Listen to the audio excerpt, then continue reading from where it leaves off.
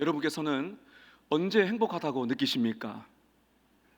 통계에 의하면 많은 사람들이 돈에 의하여 행복을 느낀다, 이런 말씀을 많이 합니다. 왜냐하면 돈이 있으면 할 수 있는 게 많기 때문입니다. 권력도 쥘 수가 있고요, 명예도 쥘 수가 있고, 또 성적인 쾌락도 얻을 수가 있습니다. 돈이 있으면 내가 원하는 것을 많이 누릴 수 있습니다. 더 좋은 집에 더 좋은 차를, 노후 준비를 더 풍성하게 할 수가 있고, 자녀 교육도 마음껏 시킬 수가 있기 때문입니다. 내가 원하는 것을 할 수가 있는 범위가 많아집니다. 그렇기 때문에 이 돈 때문에 사람들이 행복을, 불행을 많이 느낀다고 하죠. 사람들이 농담으로 말을 합니다. 뭐니 해도 머니가 최고다. 웃으며 지나가지만 이런 농담 속에는 굉장한 이 돈의 위력이 얼마나 우리에게 가까이 있는가를 알 수가 있습니다. 오늘 여러분 본문 15절을 보시게 되면 탐심이라는 단어가 나오는데요, 그들에게 이르시되 삼가 모든 탐심을 물리치라, 사람의 생명이 그 소유의 넉넉한 데 있지 아니하니라 하시고, 여기 말씀하시는 이 탐심이라는 단어의 뜻을 보게 되면 돈에 대한 통제할 수 없는 과도한 욕망입니다. 저와 여러분 안에는 돈이 필요합니다. 문제가 무엇인가 하면 과도해지게 되는 겁니다. 통제할 수가 없는 겁니다. 돈에 대한 통제할 수 없는 과도한 욕망이 바로 탐욕이라 또는 탐심이라고 말하는 것이죠.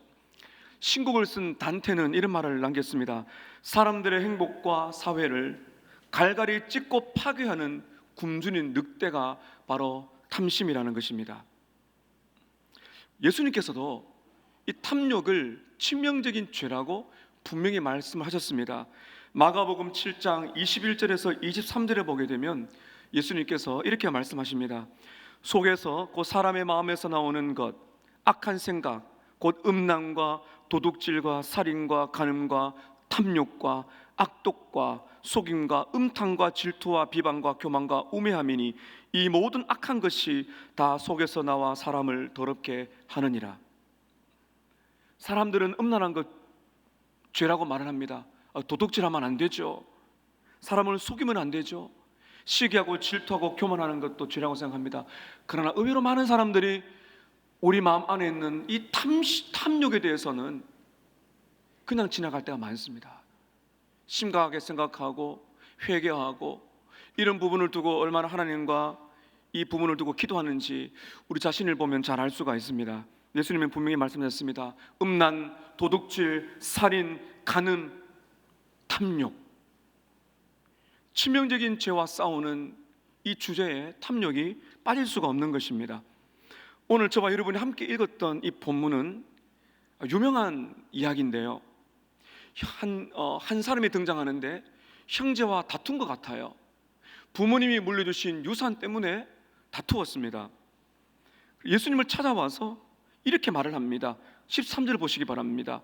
무리 중에 한 사람이 이르되 선생님, 내 형을 명하여 유산을 나와 나누게 하시옵소서. 예수님이 지금 어떤 일을 하고 계신지는 알 수 없지만 문맥을 바라볼 때 우리 예수님은 제일 관심사가 뭡니까? 말씀을 전하는 거 아니겠어요?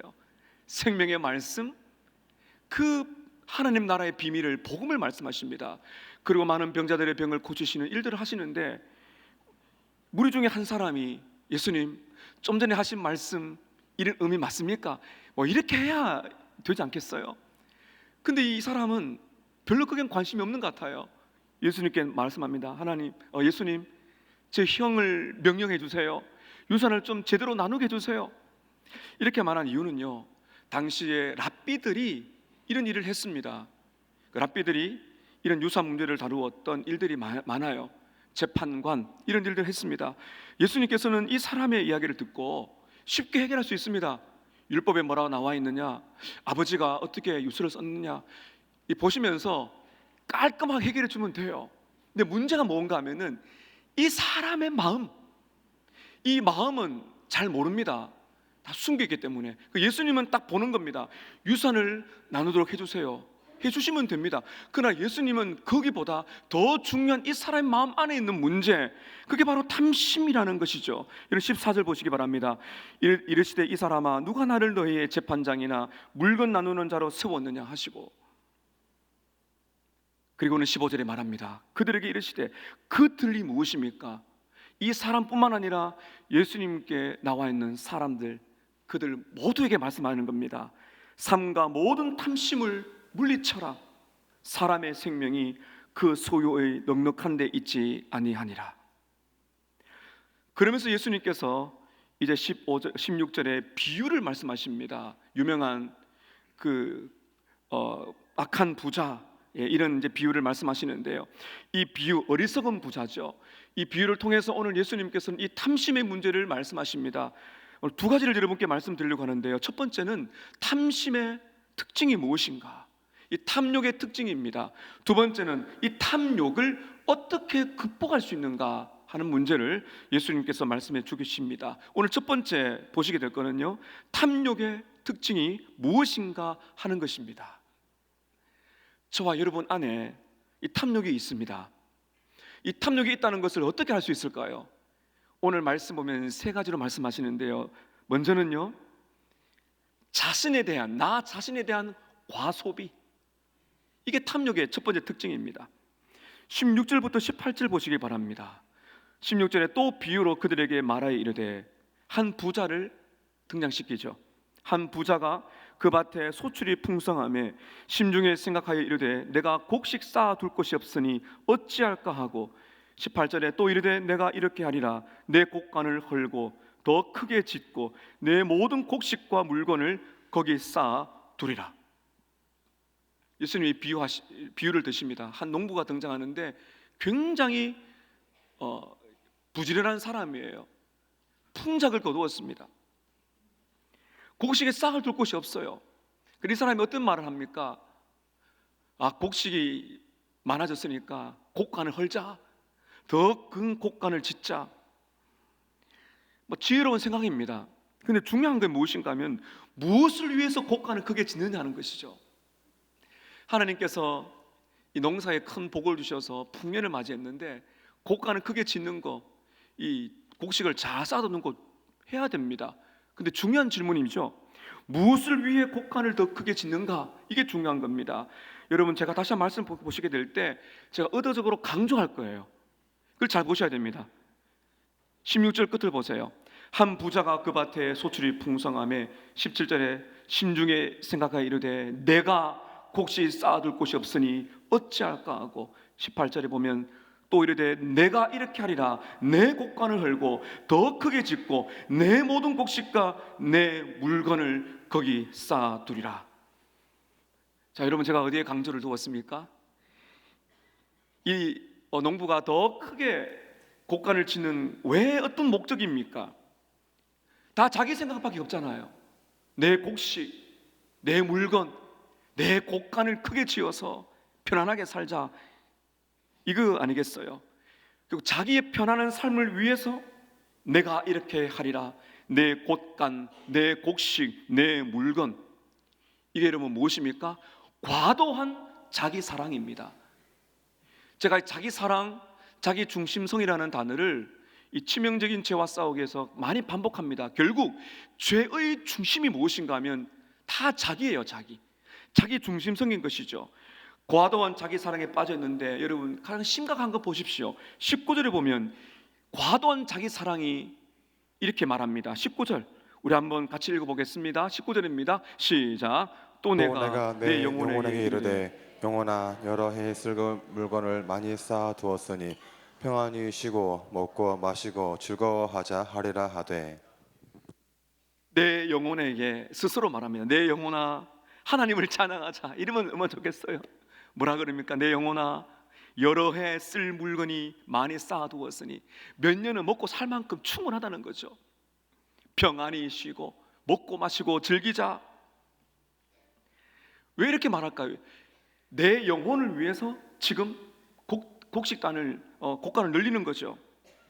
이 사람 마음 중심에는 돈이 자기를 지켜줄 거라는 믿음을 가지고 있는 것입니다. 많이 저축하면 어떻습니까? 돈이 많으면 내 노후가 보장이 되고 미래가 걱정이 없잖아요. 여러분, 과소비란 거는 물 쓰듯이 펑펑 쓰는 것만 과소비가 아니고요, 자신이 즐기기 위해서 지나치게 쌓아두는 것도 과소비입니다. 이걸 예수님이 뭐라 그러십니까? 탐욕입니다. 물 쓰듯이 막 쓰는 것도 과소비지만 자기를 위해서, 자기를 즐기기 위해서 쌓아두는 것도 과소비입니다. 탐욕의 특징은 자기 자신에게 집중되어 있는 과소비입니다. 두 번째 탐욕의 특징은요, 타인에 대한 인색함입니다. 자신에 대한 과소비는 반드시 타인에 대한 인색함으로 발전합니다. 도로시 세이어스라는 학자는 이런 말을 합니다. 탐욕이란 것은 차가운 마음의 죄입니다. 차가운 마음의 죄. 여러분, 오늘 이 사람 보세요. 이 사람은 마음이 차갑지 않아요. 뜨거워요. 근데 어디에 뜨겁습니까? 자신을 위하여는 열정이 많아요. 내 곡식이 많구나, 너무 기뻐요, 행복해요. 곡식을 잘 쌓아두자. 자기를 위해서는 열정을 다해요. 그런데 타인에 대해서는 인색합니다. 다른 사람 언급이 없어요. 탐욕에 빠지게 되면 다른 사람들의 삶에는 무관심합니다. 이게 이제 문제가 되는 것이죠. 내 영혼아, 나를 위하여 쌓아두자. 내 영혼아, 먹고 마시고, 내 영혼아, 즐기자. 여러분, 하나님이 주신 복을 누리는 것 문제가 아닙니다. 이 사람이 뭐가 빠졌습니까? 다른 사람이 평안한 것, 다른 사람이 먹고 마시는 것, 고통받고 어려운 사람들을, 다른 사람들이 즐거워하는 행복에 대해서는 아무 관심이 없는 것이 인색함인 것입니다. 꼭 자기 것만 쥐고 있는 것입니다. 한 부부가 목사님을 찾아갔답니다. 상담을 했어요. 이 남편은 평소에 불만이 많았어요. 그렇게 돈을 많이 버는데 이 아내가 소비벽이 있거든요. 너무 과소비를 많이 했어요. 목사님께 불만을 털어놓았습니다. 목사님 보세요, 제가 이렇게 열심히 돈을 버는데 우리 아내는 물 쓰듯이 펑펑 씁니다. 이렇게 하니까 이 부인이 얼굴이 벌개져서 고개를 콱 숙이고 있습니다. 부끄러웠어요. 그런데 의외의 반전이 일어납니다. 목사님이 이렇게 말을 합니다. 맞습니다. 당신의 아내는 과소비를 하고 있기 때문에 탐욕이 맞습니다. 그러면서 그 남편을 딱 보면서 말합니다. 그런데 말입니다, 당신은 돈을 다른 사람에게 안 쓰고 있죠. 당신도 탐욕에 빠져 있습니다. 남을 위해서 쓸 줄 모르는 것, 남의 생각을 하지 않는 것, 내 자신을 위해서만 꼭꼭 쌓아두는 인색함, 당신도 탐욕에 빠져 있습니다. 많은 사람들이 탐욕 그러면요, 과소비만 생각하지만은 오늘 이 사람, 이 부자를 보면 어떤 걸 보고 있을 수 있나요? 자기를 위해서 아낌없이 허비하는 것도 과소비지만은 다른 사람을 돌아보지 않고 다른 사람이 쓰는 것 너무너무 아까워하는 것, 이런 그것도 탐욕입니다. 여러분 보세요.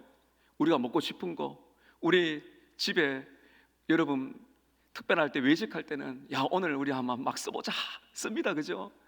야, 좀 과하지만 이 정도는 또 사야 오래 입을 수 있어 쓰잖아요. 근데 가난한 사람 도와주려고 그러면은 일단 액수를 작아집니다. 야, 이거는 너무 많이 주는 거 아닐까? 그 우리의 생각이 그렇게 되고 있잖아요. 내 자신을 위해서 많이 쓰든지 다른 사람을 위해서 너무너무 아끼고 잘 쓰지 않든지, 여러분 이 둘 다 이기적인 사랑이에요. 여러분, 그래서 우리는 질문을 던져봐야 됩니다. 나는 무엇을 위해 돈을 벌고 있는가? 나는 무엇을 위해 돈을 저축하고 있는가? 나는 무엇을 위해 돈을 쓰고 있는가? 이 세 가지 질문. 나는 무엇을 위해 돈을 벌고 있지? 나는 무엇을 위해서 나는 저축하고 있지? 나는 무엇을 위하여 돈을 쓰고 있는가? 이 질문을 던져보게 되면 우리는 내가 너무 인색하지 않는가, 너무 나만을 위해 살지 않는가를 바라볼 수가 있는 것입니다. 여러분, 이것이 탐욕이에요. 자기를 위해서 쓰는 것 좋아하고 타인에게 인색한 사람이 가지게 되는 문제점이 하나가 있습니다. 이게 심각한 문제가 있는데요, 그것이 무엇인가 하면 인간관계가 문제가 생깁니다. 여러분, 사람은 어떻습니까? 인격적인 관계를 맺어서 교제하고 사랑하고 이런 관계를 맺어야 되는데 탐욕에 빠지게 되면 사람이 사람으로 안 보입니다. 좀 전에 예수님을 찾아왔던 이 사람, 형과 싸우잖아요. 유산 때문에 싸우잖아요. 유산 때문에 싸우는 형제지간이, 여러분 보세요. 사람으로 안 보입니다. 내 유익이 되는가? 탐욕에 빠지게 되면 일단은 도구로 보입니다. 내 인생에 얼마나 유익이 되는가? 계산기를 두들게 되죠. 우리는 좀 전에 보았습니다. 예수님께 무리 중에 한 사람이 이르되 선생님, 내 형을 명하여 유산을 나누게 해주십시오. 13절에 나오잖아요. 내 형을 명하여, 내 형에게 어떻게 하려? 명령해 주세요. 제 말 안 들어요. 예수님 이 말이지 않습니까? 지금 이 유산 때문에 형과 이 동생이 심각한 다툼이 있다는 것을 알 수가 있으니까 예수님이면 되겠다, 한 말씀 해주세요, 이렇게 말하고 있는 것입니다. 탐욕에 빠지게 되면 인간관계가 깨어집니다. 형제 우애가 깨어지 금이 갑니다. 심각한 싸움이 일어나게 됩니다. 여러분, 탐욕이 심각해지게 되면 어떻습니까? 나만 잘 먹고 잘 살면 됩니까? 거기서부터 이기심이 발동하게 되면 배신합니다. 그리고 싸웁니다. 다툼이 일어납니다. 사기를 칩니다. 거짓말을 합니다. 이런 성경에 보세요. 이 탐욕에 빠진 가룟 유다는 예수님을 배반합니다. 탐욕에 빠진 아가는 하나님이 금지한 물건을 챙겼다가 공동체가 어려워집니다. 아합 왕은요, 많은 포도원이 있는데 나봇이라는 사람의 포도원이 놈을 갖고 싶어서 나봇을 죽여버리잖아요. 이 탐욕입니다. 발람 선지자, 하나님의 백성들을 축복해야 되는데 돈 때문에 저주하잖아요. 탐욕이 심각해지게 되면 다투고 배신하고 사기치고 거짓말하는 세상에 우리는 살고 있는 것입니다. 지나친 인색함이 있으면은 이 탐욕이 있다는 증거죠. 세 번째는, 탐욕의 특징은요, 이게 가장 심각한 것인데 하나님에 대한 우상 숭배입니다. 하나님에 대한 우상 숭배입니다. 하나님과의 관계가 문제가 생기게 되는 것입니다. 디모데전서 6장 10절에 보면 이렇게 말합니다. 돈을 사랑함이 일만 악의 뿌리입니다. 골로새서 3장 5절에는 탐욕은 곧 우상 숭배라고 콕 집어서 말씀합니다. 탐욕은 우상 숭배입니다. 마태복음 6장 24절에 보면 예수님이 이렇게 말씀하시죠. 하나님, 재물과 하나님을 겸하여 섬기지 마라. 돈은 하나님의 자리를 차지하려고 끊임없이 유혹한다는 것입니다. 돈은 하나님의 자리를 넘보는 우상입니다. 오늘 여러분 한번 보실까요? 17절 18절 한번 보시기 바랍니다. 심중에 생각하여 이르되 내가 곡식을 쌓아둘 곳이 없으니 어찌할까 하고 또 이르되 내가 이렇게 하리라. 내 곡간을 헐고 더 크게 짓고 내 모든 곡식과 내 물건을 거기 쌓아두리라. 이 사람의 문제가 무엇입니까? 먼저 이 사람은 자기가 인생의 주인이잖아요. 이 곡식이 누가 주신 겁니까? 하나님 주신 겁니다. 그런데 이 곡식이 자기의 것인 양 착각하고 있는 겁니다. 내 모든 곡식, 내 모든 물건을 내가 쌓아두리라. 여러분, 돈에 대한 과도한 욕심이 생기게 되면 문제가 뭔가 하면 하나님이 안 보입니다. 돈을 더 의지하면 의지할수록 하나님이 멀어집니다. 돈이 많으면, 아니면 돈 때문에 돈이 적거나 많으나 그 돈에 내 마음이 집착하고 탐욕이 생기게 되면 돈을 의지하거든요. 그러면 하나님을 멀어질 수밖에 없어요. 브라이언 헤지스라는 분은 탐욕에 대하여 이런 말을 합니다. 탐욕은 당신이 무엇을 소유하느냐가 아니라 무엇이 당신을 소유하느냐의 문제입니다. 쉽게 말씀드리겠습니다. 탐욕에 빠지게 되면요, 내가 돈을 소유하는 것이 아니라 돈이 나를 소유한다는 겁니다. 하나님이 원하는 건요, 우리에게 물질을 주세요. 그런데 이 탐심, 수욕에 빠지게 되면 돈이 나를 지배한다는 겁니다. 결국 돈의 노예가 된다는 거죠. 내가 돈을 소유하는 것이 아니라 돈이 나를 소유한다는 겁니다. 돈이 우리의 삶을 다스립니다. 돈 때문에 울고 웃고, 돈 때문에 싸우고 마음이 그렇게 힘들어합니다. 인간관계가 깨어집니다. 여러분, 돈은 하나님을 대체합니다. 여러분 기억하세요. 돈으로 다 되는 거 아닙니다. 이 심각합니다. 오늘날 사람들이, 성도들도요. 돈으로 다 해결되는 게 아니에요. 이렇게 되게 되면요, 하나님이 멀어지게 되고요, 부부관계 멀어지게 되고요. 예배 드리는 것보다 돈 버는 데 관심 있게 되고요.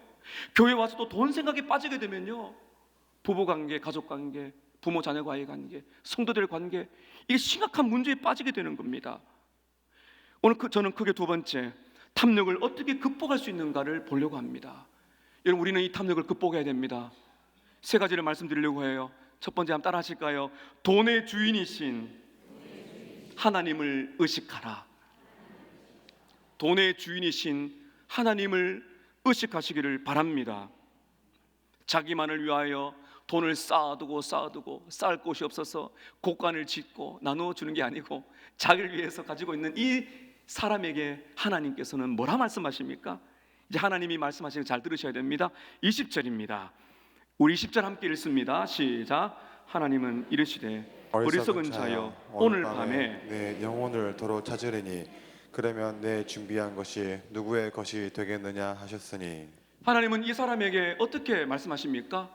어리석은 자여, 어리석은 자입니다. 자신만만하게 자신의 인생을 건설했지만, 풍성한 물질과 재물이 있지만, 왜 이 사람이 어리석습니까?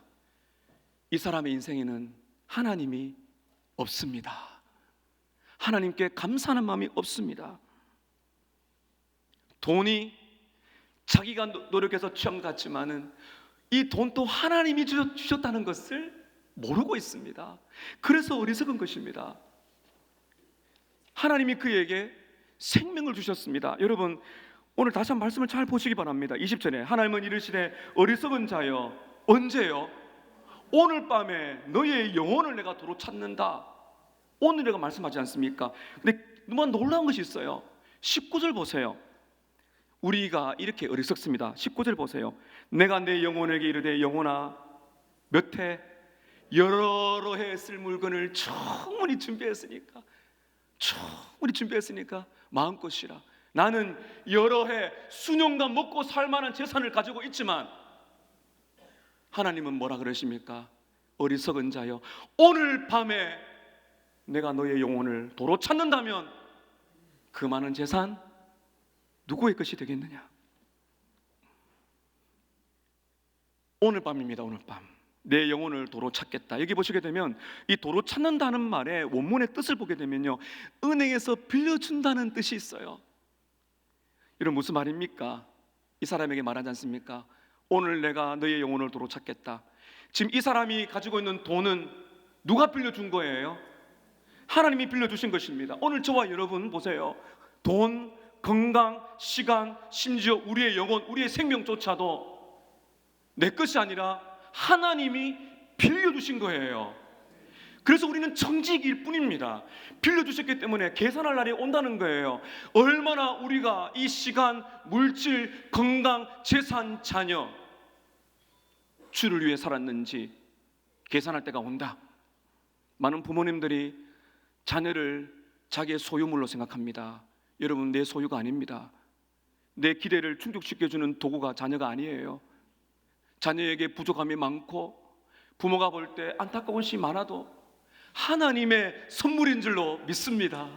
하나님이 위탁하신 선물이에요.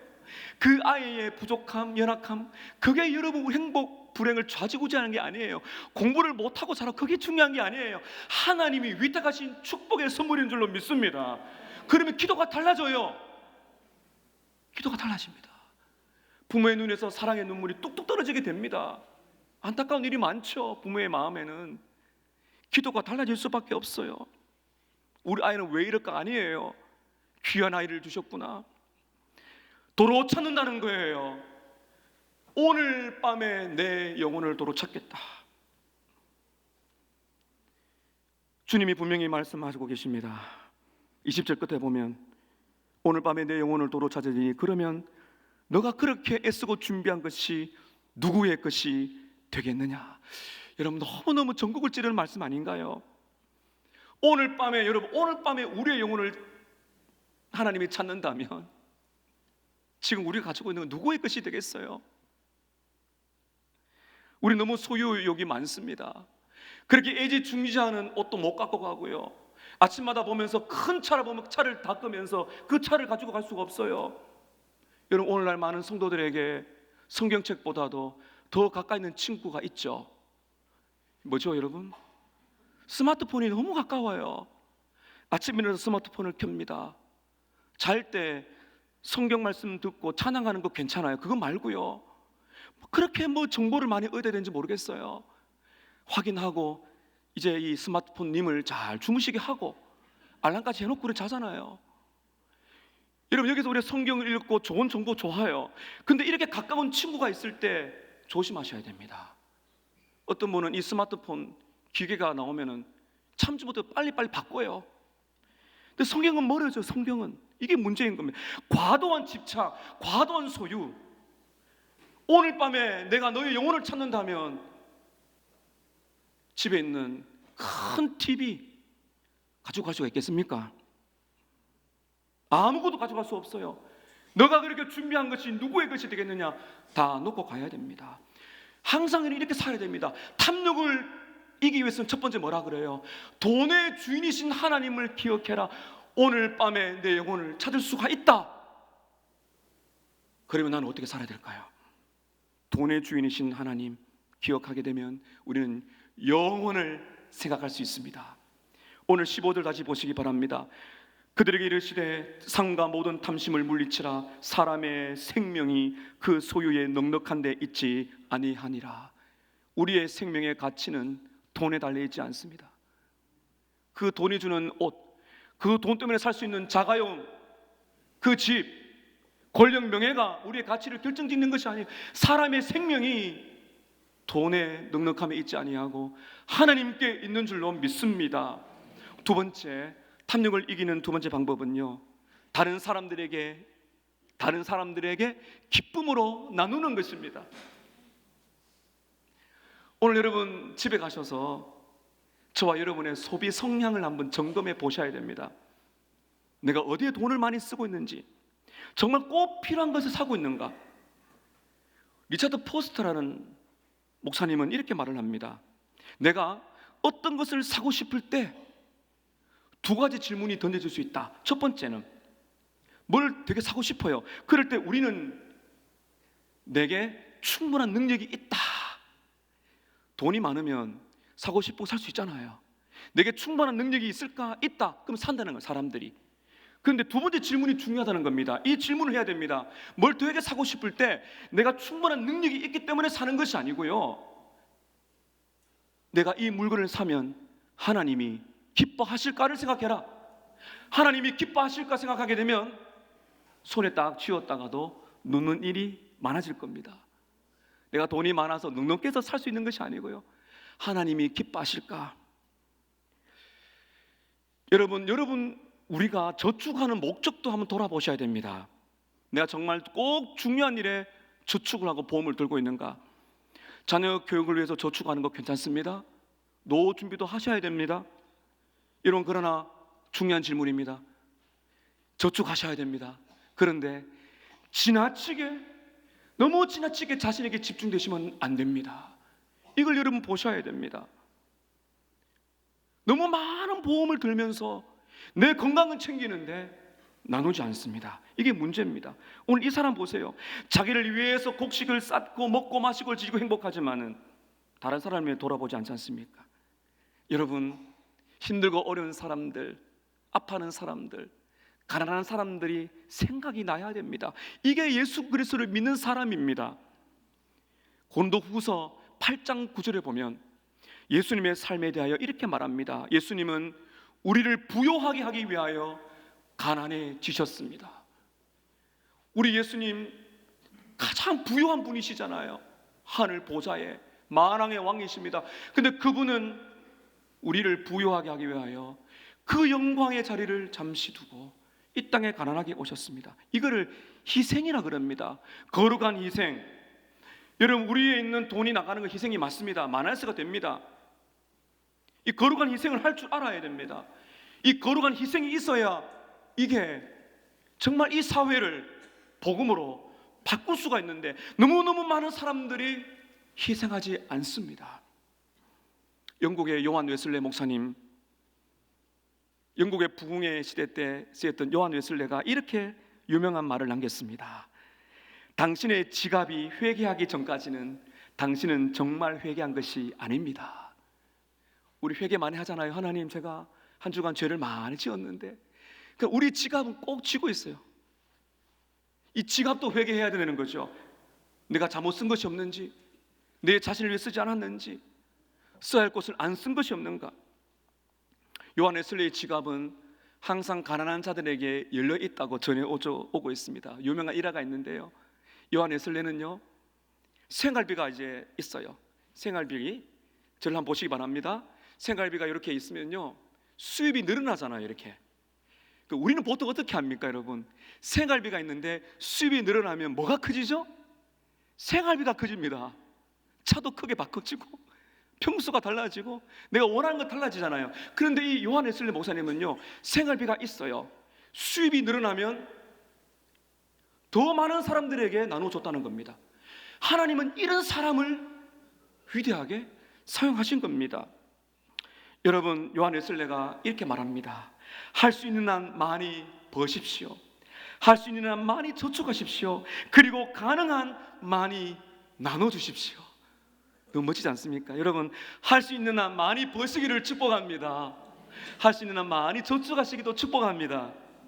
그리고 가능한 한 많이 나누시기를 축복합니다. 아멘이 커져서 감사합니다. 하나님, 여러분의 생업 일터의 곳간을 복 주시기를 축복합니다. 저축도 많이 하세요. 정말 필요합니다. 펑펑 쓰지 마세요. 아껴야 되고요. 그러나 여기서만 그치면 안 됩니다. 많이 주셨습니까? 그러면은 가능한 만큼 너무 생활비를 과도하게 늘리지 말고, 기도하면서 이 정도면 충분해, 나머지는 흘려보내세요. 고통받는 선교지에, 그리고 이웃들에게, 다른 집의 자녀들에게 하나님이 감동 주실 때 저와 여러분의 곳간을 즐거이 비우는 자 되시기를 바랍니다. 부요한 자는요, 많은 걸 소유한 사람이 아니에요. 하나님 나라의 부요한 사람은요, 적게 가져도 많이 나누는 사람이 행복한 사람이에요. 이게 진짜 복음입니다. 우리에게 주신 것 다 다양하겠지만은, 여러분, 얼마나 내가 많이 챙겼느냐, 그게 우리를 부요하고 행복하는 것이 아니고, 즐거이 나누는 자, 나도 행복하고 받는 사람이 행복할 때 하나님의 나라가 기쁨의 나라로 확장되는 것입니다. 마지막 세 번째, 하나 더 하겠습니다. 탐욕을 이길 수 있는 것은요, 하나님께 부요한 삶을 살라는 겁니다. 누구에게요? 하나님께 부요한 삶을 사세요. 마지막 21절 보세요. 예수님께서 오늘 비유의 결론으로 이렇게 적용하십니다. 21절 함께 읽습니다. 시작. 자기를 위하여 하나님께 대하여 부여하지 못한 자가 이와 같으니라. 이 말씀 잘 보게 되면 우리 예수님이 지금 우리에게 무슨 말씀을 하고 싶은 겁니까? 자기를 위해서 재물을 쌓는 일을 하지 말고 하나님께 대하여 부요한 삶을 살라, 이렇게 말씀하고 계신 것이죠. 주님이 우리에게 진짜 하고 싶은 말씀 이것입니다. 탐욕을 박살내려면은 하나님께 부요한 사람이 되라. 하나님께 부요한 사람이라는 건요, 물질을, 소유를 하나님의 뜻대로 하나님의 영광을 위해서 사용하라는 겁니다. 여러분, 믿음으로 한번 해보세요. 우리에게 주신 것 하나님의 뜻대로 하나님의 영광을 위해 한번 써보세요. 하나님께서 놀랍게 채워주십니다. 잠언 19장 17절에 이렇게 말씀하십니다. 가난한 자를 불쌍히 여기는 것은 여호와께 구워드리는 것이니 그의 선행을 그에게 갚아주시리라. 놀랍습니다. 경험하신 분은 알 거예요. 가난한 사람에게 물질을 나누었는데 이게 뭐라고요? 잠언 말씀에 하나님께 구워주는 거다. 어떻게 이런 표현을 하십니까? 그만큼 하나님이 기뻐하시고 하나님 반드시 그의 선행을 갚아준다는 것입니다. 제가 목회를 하면서 참 많은 은혜와 복을 받았고 우리 성만화 교회에서도 많은 사랑을 받았습니다. 내가 왜 그럴까 돌아보니까 부모님의 큰 헌신이 있었습니다. 제 어머님께서, 저 기억이 납니다. 단칸방에 살았거든요. 그 가난한데 물질을 신학생들이 쓰셨어요. 저는 나중에 들었어요. 목회하시는 분들에게 돈을 모아서 드렸어요. 결혼해서 보니까 우리 장모님도 그렇게 하셨더라고요. 6명의 자녀를 키우는데 얼마나 또 여러분 돈이 필요한 게 많겠습니까? 근데 모아서 신학생들을 그렇게 많이 섬기셨어요. 제가 그걸 종합해 보니까 오늘 내가 목회자로서 이렇게 은혜 받고 사는 것은 우리 부모님들의 헌신이었구나. 하나님은 기억하십니다. 가난한 사람들에게 나누어 주는 것은 여호와께 꾸이는 것이니 그의 선행을 하나님이 갚아 주시리라. 여러분, 우리가 이렇게 쓰게 되면 많아서 되지만 나눠주시는 사람들 알아요. 하나님이 채워주세요. 희한합니다. 그걸 경험해 보면요, 이 기쁨이 됩니다. 하나님께 부유한 삶이란 것은 하나님의 뜻대로 하나님 영광을 위해서 돈을 쓰는 것뿐만 아니라 가장 중요한 오늘 결론입니다. 하나님께 부유한 삶이란 것은 돈과 비교할 수 없는 만족을 누리는 겁니다. 여러분, 돈의 매력을 이기려면요, 더 많은 돈을 가지는 게 아니에요. 돈의 그 유혹을 이기려면 더 많은 돈을 가지게 되면 더 많은 돈을 원합니다. 불안합니다. 돈의 매력을 이기려면요, 돈의 매력보다 더 강력한 기쁨을 우리가 맛봐야 돼요. 그것이 무엇입니까? 예수 그리스도인 줄로 믿습니다. 예수님이 내 인생의 최고의 만족이 되실 때, 우리 주님이 내 인생의 최고의 만족 되실 때, 그 만족의 깊이와 넓이가 더해지는 것이 우리의 신앙입니다. 데이빗 마티스라는 분은요, 이런 말을 합니다. 더 많이 갖기 원하는 과도한 욕구를 해결하는 근본적인 방법은 아무것도 소유하지 않는 것이 아니라 예수 그리스도를 소유하는 것입니다. 많은 사람이 말을 합니다. 무소유. 근데 그렇게 무소유를 외치는 많은 분들이 다 가지고 있잖아요. 무소유가 탐욕을 이겨낸 것이 아니에요. 여러분, 하나님이 주신 소유는요, 귀한 거예요. 무소유가 아니에요. 잘 쓰고 잘 벌고 잘 저축해야 됩니다. 이런 탐욕을 잃은 것은 무소유가 아니라 예수로 소유한 기쁨, 예수로만 충만한 즐거움이 탐욕을 깨뜨리는 최고의 무기인 줄로 믿습니다. 금요일 오후에 우리 초등부 소년부 성경학교 하는데 초대를 받았습니다. 축도하고 기도하고 격려해달라고 해서 우리 목회자들과 함께 참여했는데요, 들어갔더니 우리 김동현 전도사님의 설교가 진행되고 있었어요. 다윗 설교를 쭉 하시다가 함께 기도하는데 제 마음이 막 따뜻해지면서 눈물이 좀 고였어요. 그 더 놀라운 건요, 함께 찬양하자 그러는데 이 찬양의 제목이 충만입니다. 초등학교 3, 4, 5, 6학년이 부르는 찬양인데 제가 이 찬양을 알고 있었거든요. 이 찬양을 부르는데 아이들이 잘 불러요. 이 충만이라는 찬양이 오늘 탐욕을 이기는 예수로만 가득한 만족하는 그 비밀을, 복음을 그대로 말해주고 있습니다. 여러분, 우리 교회 3학년에서 6학년 아이들이 부른 찬양 제가 읽어드릴게요. 충만이라는 찬양에 나오는 가사입니다. 무명이어도 공허하지 않는 것은 예수 안에 난 만족함이라. 가난하여도 부족하지 않는 것은 예수 안에 오직 나는 부요함이라. 난 예수로 충만하네. 난 예수로 충만하네.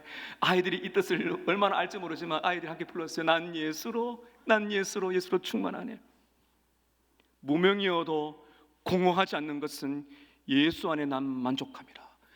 수많은 사람들이 공허합니다. 돈이 많아도 적도 다 공허합니다. 그 공허함을 다른 것으로 채우면 안 됩니다. 우리는 예수 믿는 사람은 물질이 소유가 많아져서 공허함을 채울 수가 없는 사람들이에요. 저와 여러분은 그렇게 지어지지 않았습니다. 우리의 공허함은 그것이 아닙니다. 그로 채울 수가 없어요. 우리의 공허함은 예수로만 채워지는 줄로 믿습니다. 여기입니다. 사랑하는 성도 여러분, 저와 여러분 안에 예수가 계십니까? 우리가 가질 수 있는 최고의 보물은 예수입니다. 돈의 주인이 하나님이심을 잊지 마세요. 꼭 붙들고 있는 손을 내밀어 고통받는 자들 예수님의 마음과 눈으로 흘려보내세요. 그리고 예수님 안에서 돈이 줄 수 없는 만족을 누리시기를 축복합니다. 그렇게 될 때 예수님이 저와 여러분의 노후를 책임질 줄로 믿습니다. 그렇게 할 때 우리를 영원히 안전하게 할 줄로 믿습니다.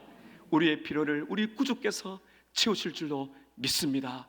탐욕을 복음으로 이겨내시는 저와 여러분 되시기를 주님의 이름으로 축복합니다. 기도하겠습니다. 탐욕을 다 가지고 있는